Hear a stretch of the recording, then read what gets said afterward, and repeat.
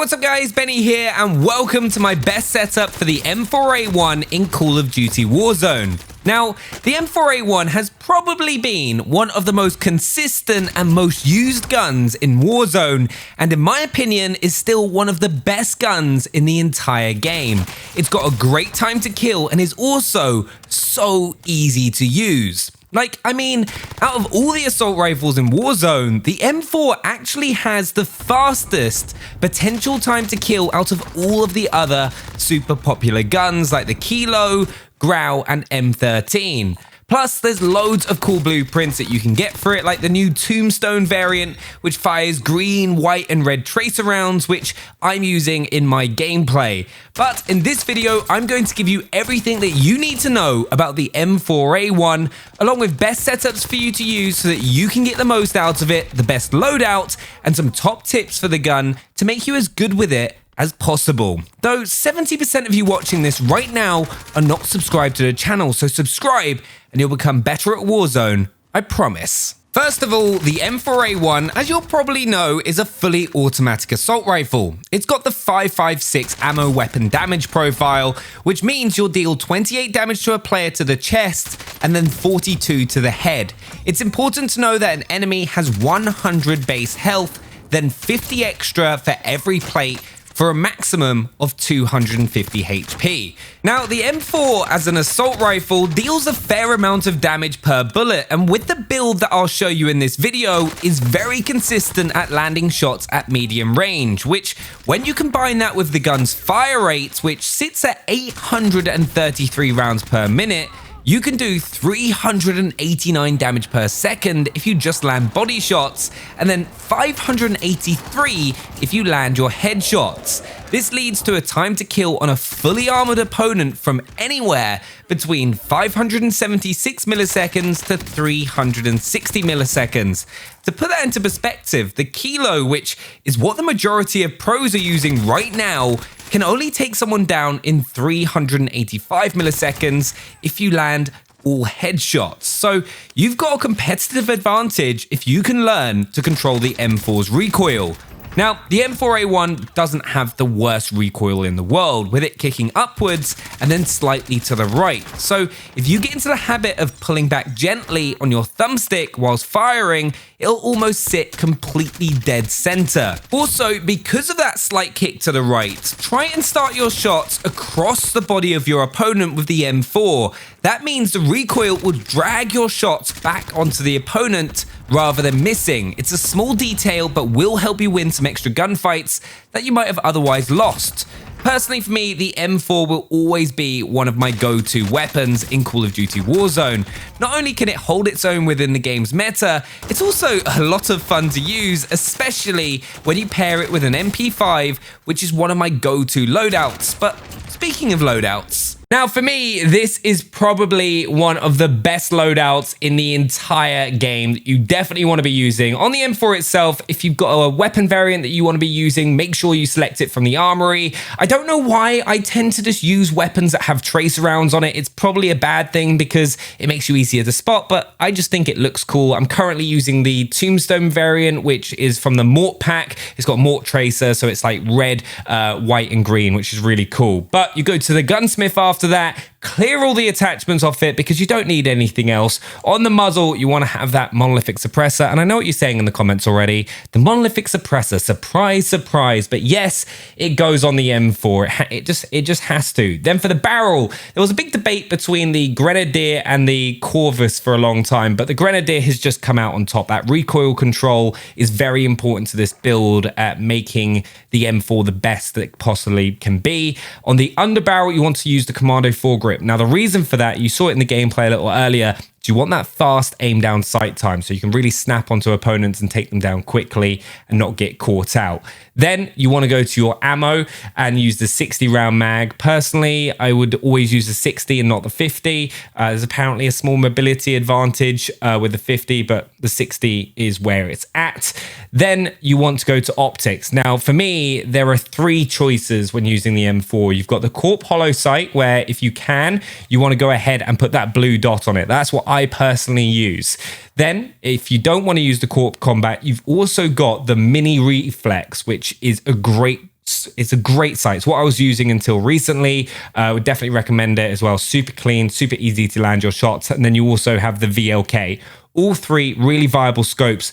Go with what is most comfortable to you. I use the Corp Combat. That works for me. But that is the M4 build that you want. It's an amazing gun, and would definitely recommend it. And as I said, I always pair it with an MP5 on that monolithic integral suppressor. Then I use the sleight of hand. I then use a 45 round mag, Merc foregrip, and then also the 5MW laser. It's a hipfire build, which I think, since the little nerf to the aim down sight of the MP5, is the best variant to use. Then EOD, overkill, and amped, and a C4 and a stun grenade.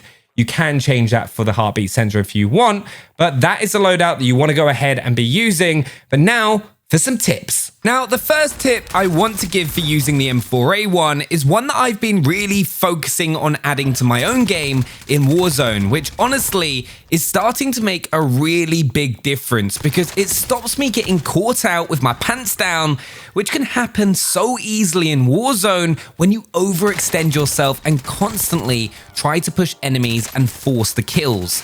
Now, that tip is to hold your position. When you engage in a fight, sometimes it's best to wait for your opponent to make a move for you to capitalize on, as players tend to not stay still when gunfights are kicking off, and if you just sit and hold a position like a wall, for example, the enemy is going to likely come running around a corner trying to pull a flank on you as they expect you to push the position that they were just in. So always be looking for the most powerful position that you can get your hands on to sit and hold whilst enemies are going to be pushing straight towards you when it all starts kicking off. It's the same as when the gas is closing. So often you'll see someone just go charging into a building to pick up a kill, which you just don't need to do, especially in the final circles. You can just sit, wait, and the kills will come to you. So try to be a little bit more patient in your gameplay when using the M4 or any assault rifle for that matter. My next tip is also something that might be a little bit advanced, but something that's good to think about. But you really want to try and engage fights from the right-hand side of your screen. This actually gives you an advantage because of how the game's camera, from your point of view, works. If you jump out of a corner going to the right, you get a fraction of a second advantage because your gun comes around the wall earlier, so you can start getting your shots off straight away.